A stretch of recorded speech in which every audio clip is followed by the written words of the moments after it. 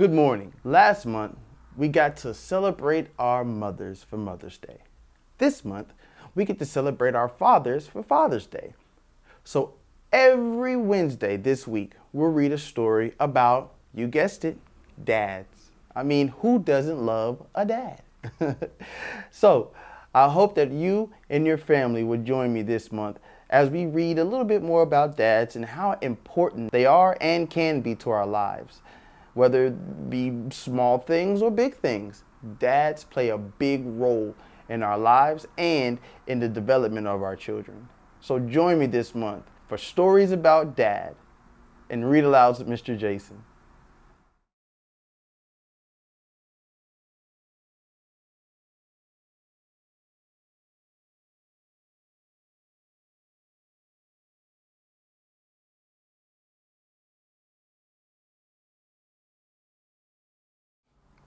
Good morning, good afternoon, and good evening to wherever you are in the world. My name is Mr. Jason, and today I have a read aloud for you.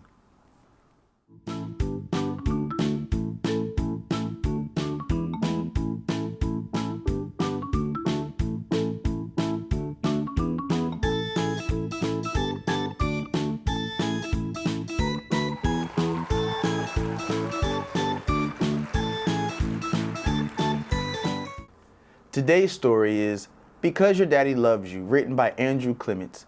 This story is about a daddy and a daughter who go out on a daddy-daughter day at the beach. Along the way, they run into a few minor dilemmas while they're at home getting ready, while they're at the beach, and even on the way home from the beach. However, this dad gives us great examples of how to handle each and every one of these dilemmas with love, care, and patience. Some of these dilemmas would drive a lot of us crazy, but he shows us and gives a great example of how to handle it with poise. So join me as we read Because Your Daddy Loves You by Andrew Clement and Read Aloud to Mr. Jason.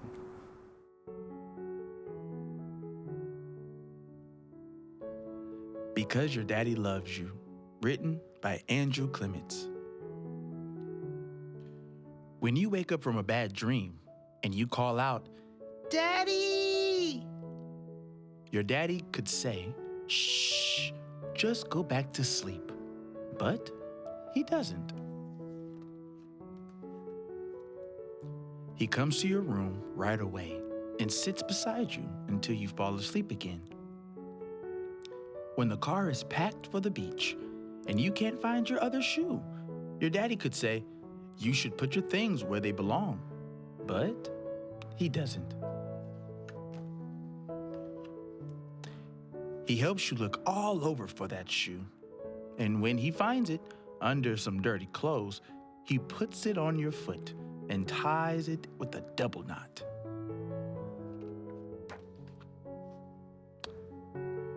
When your ball blows across the sand and into the ocean and starts to drift away, your daddy could say, "Didn't I tell you not to play too close to the waves?" But he doesn't. He wades out into the cold water and he brings your ball back to the beach and plays roll and catch with you. When you go for a walk along the beach and you get so tired that you can't take another step, your daddy could say, "It's getting late. We've got to keep moving." But he doesn't. He sits down beside you and shows you how to make a sandcastle with the river all around it. When you stop for ice cream on the way home and your cone makes a big gooey mess, your dad could say, "Now look what you have done." But he doesn't. He finds a paper napkin and he gets it wet at the drinking fountain. He wipes off your mouth, then both your hands, one sticky finger at a time. When you fall asleep in the car and it's late when you get home, your dad could say, "Hey, wake up. Help me take all this stuff back into the house." But he doesn't. First, he carries you inside, and then he goes back for the toys and the blanket and the picnic basket. When you ask for your favorite story after dinner, your daddy could say, "We've read that old story over and over." But he doesn't. He finds the book and he starts at the very beginning and he reads every single word. When you ask for a piggyback ride to bed, your daddy could say, "Come on, old lazy bones, get up those stairs." But he doesn't. He swings you onto his back and marches up and up the stairs and drops you gently on your bed and kisses you goodnight. And then your daddy could say, "See you tomorrow," or "Sleep tight," or "Sweet dreams." But he doesn't. He says, "I love you."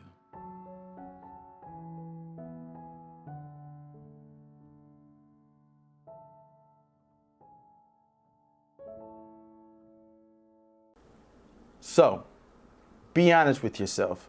How many of those minor dilemmas would have had you pulling your hair out? I know. But be honest with yourself. Have you ever been in those types of situations with your children and it would just seem like it was the end of the world? I hope the dad in our story showed you that there's more than one way to fix a problem with your words. Sometimes it's not about having the child figure it out. Sometimes if we're just a little patient, we can help those children solve that problem, and maybe next time they'll be able to solve that problem on their own. So hey, it's a learning experience for us all. Thank you so much for joining me for another story. I had a blast, as always. Don't forget to like, subscribe, comment down below a story that you would like for us to read in our feature read alouds. Oh, and share. Thank you so much once again for reading with me. I can't wait to read again with you soon. And don't forget, keep reading.